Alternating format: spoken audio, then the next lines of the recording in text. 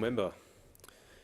The question is that this bill be now read a second time, and I call the honourable member for Moreton. Thank you, Deputy Speaker. I rise to speak on the Copyright Amendment Service Providers Bill 2018 and thank the member for Griffith, my next-door neighbour, for her great contribution.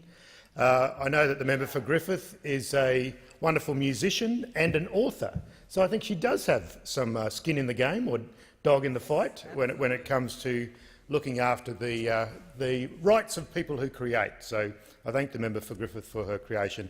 And I do say up front, Deputy Speaker, that from the outset Labor supports this bill.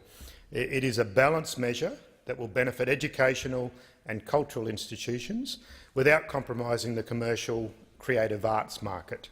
The public interest, but not at the expense of the creators' living. As I'm sure the member for Wakefield would agree, the artists must eat. So we must look after our artists and those that create, but also make sure that we look after educational and cultural institutions. Yes, I'll take that interjection from the member for Wakefield, making the point that I'm glad I have a day job rather than relying on my endeavours as an artist. But I'll come back to those later, time permitting. This bill extends the scope of the safe harbour provisions already contained in the Copyright Act. The current provisions were designed to protect carriage service providers from copyright infringements by their subscribers. It limits the remedies available against those providers where the carriage provider does not control, initiate or direct the primary infringement. Certain circumstances must be present for the carriage service to have the benefit of these provisions, including that the provider must implement reasonable policies that provide for terminating the accounts of repeat infringers. They can't turn away from the poor behaviour. Also, they must comply with industry codes. We've got to focus on self-regulation here, so they must do the right thing.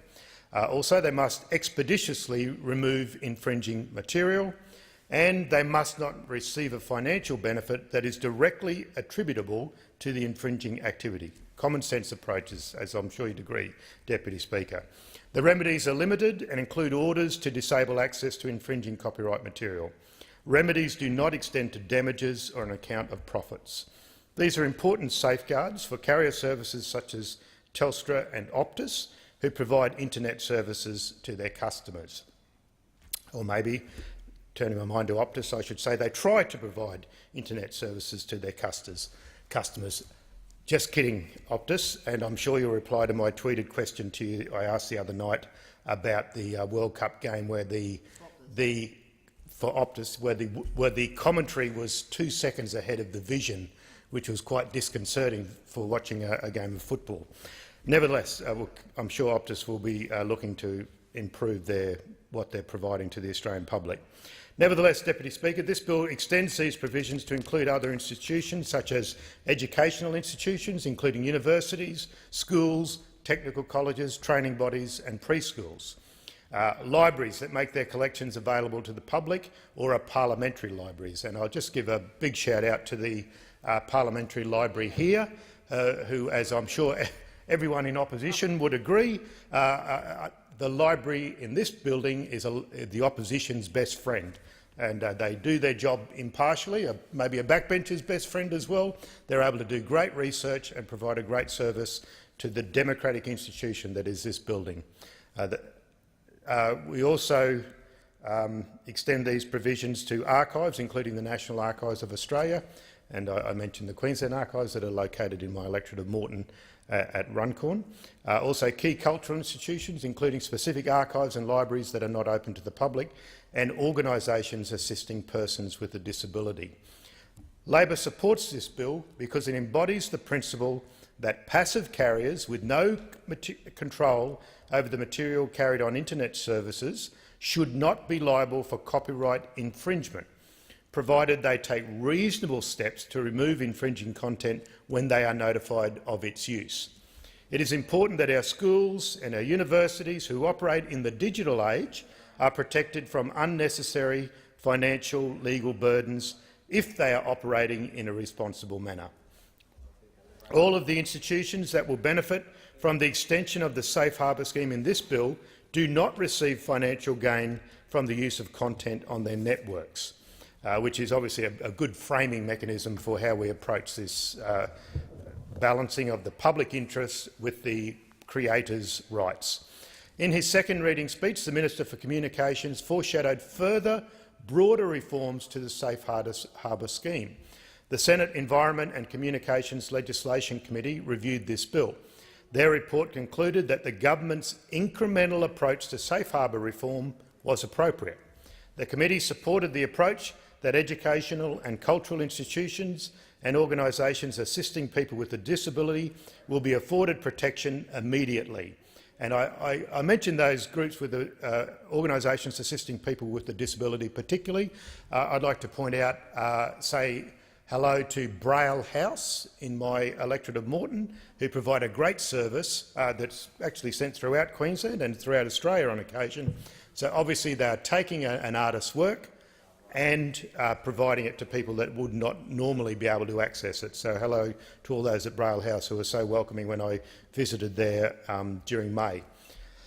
The committee also supported continued consultation with stakeholders. I do note that the Greens political party tabled a dissenting report to that committee inquiry. The Greens political party, who I would think in some of their inner city electorates or inner city base, would actually have a couple of people who are artists or musicians or creators. And so the Greens political party, who often like to think of themselves as champion of the Australian arts, bizarrely put in a dissenting report to the committee, Deputy Speaker, ignored the concerns of artists, musicians and creators. So in the face of the vast majority of rights holders and their umbrella organisations in Australia, the Greens political party backed in the position of Google, a multinational giant, to extend the Safe Harbour scheme in line with the current United States scheme, a scheme which has been highly criticised and is actually currently undergoing a review by United States lawmakers. Radical changes to copyright laws, as advocated by the Greens political party and Google, will have the capacity to undermine the ability of Australian artists, Australian musicians, Australian authors and other rights holders to negotiate viable commercial arrangements for the distribution of their work.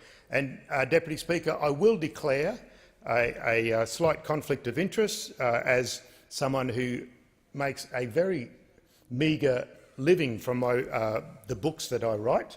I did hear snickering from the member for Brand behind me. Yes, I do have three books published by Boolarong Press, The 12th Fish, The Big Fig and The Solid Rock, all published by Boolarong Press, and I'm actually working on a new book at the moment. I'm sure the member for Swan has read these books or has bought these books. They're available at the bookstore here. I'm happy to sign them for his next fundraiser. Lord knows he'll need one. They're very valuable, and I know that they definitely have gone up. Well, they're certainly rare. I'm not sure if they've gone up in value, but they're certainly rare.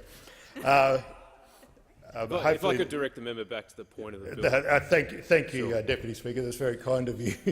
Okay, so as I said, I do declare that conflict of interest.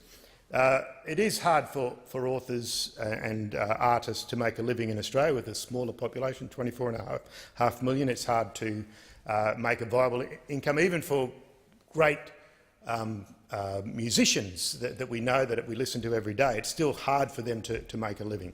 Nevertheless, let's go back to this. There are a range of stakeholder views about these complex issues. Labor believes that extreme caution should attend any entertainment of a further extension of the Safe Harbour scheme. The incremental extension in the bill before the House is a measured and reasonable approach. I do note that we have a thriving creative arts community in Australia. Just last week here in Parliament, with Western Australian Senator Reynolds, we actually co-hosted an event for the Parliamentary Friends of Australian Books and Writers. The event was to honour the shortlisted Miles Franklin Award authors for 2018. It was a great opportunity to meet the authors, the publishers and others involved in the Australian literary industry, including booksellers. We went to a dinner the night before.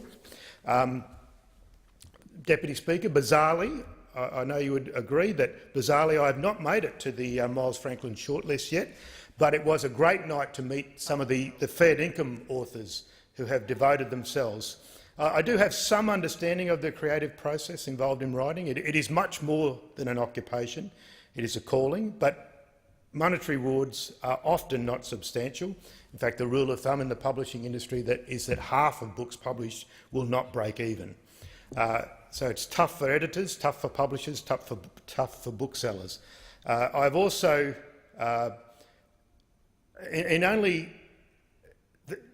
listening to that calling, listening to that compulsion, that itch that can only be scratched by creating, by writing, by doing what artists do.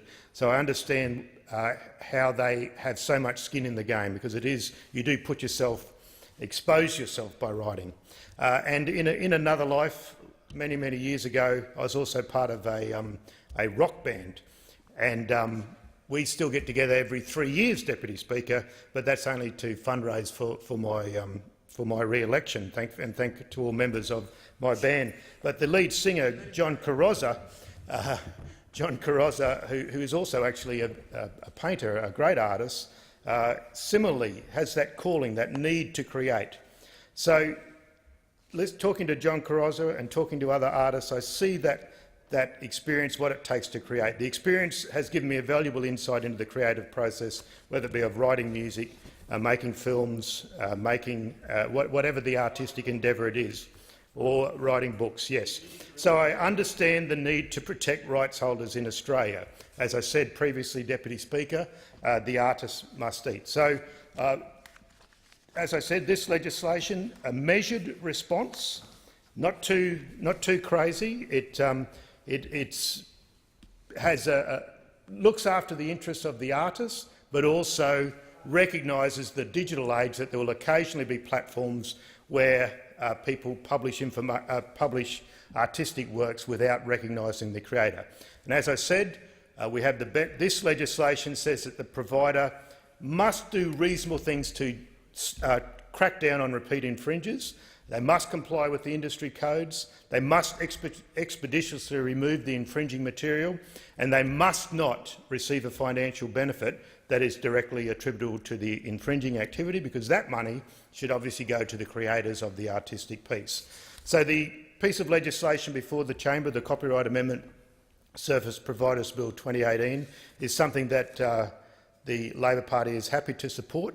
We know that the continued prosperity of our creative arts community is dependent on supporting our creative artists, and this is something that the Parliament can do to make sure that we protect their original work and negotiate appropriate compensation for its use. The artists do have a particular calling, whatever that artist be, whether it be poor old Tom Collins or Joseph Furphy slaving away at night on his writing after working in his brother's foundry down in country Victoria, creating one of the greatest pieces of literature, such is life. Whatever it is that calls the artist to create, or whether it be even someone like Stella Miles Franklin, who never really made much money as a writer, but still was able to put away a few dollars, enough to create that lasting legacy of the Miles Franklin Award, something that's not now been added to and is now able to support artists to be able to turn their mind to their work, to have a bit of a space away from that workplace to create their piece of literature or their piece of film or whatever it is that the artist is creating. So, Speaker, obviously we're all keen to support artists, and this is a legislative response that is measured, that is appropriate, and is able to support the creative arts community, because so much of our artistic efforts are also being able to use to increase our links with other countries, particularly with Asia. Some of our musical talents have been over there ahead of DFAT, creating lots of contacts with China and Southeast Asia, and that's why I recommend this legislation to the House, Speaker. It being 7:30 p.m, I propose the question that the House do now adjourn, and I call the member for Franklin. Thank you, Speaker. And as an MP, one of the things that we do frequently, of course, in our role is deal with our constituents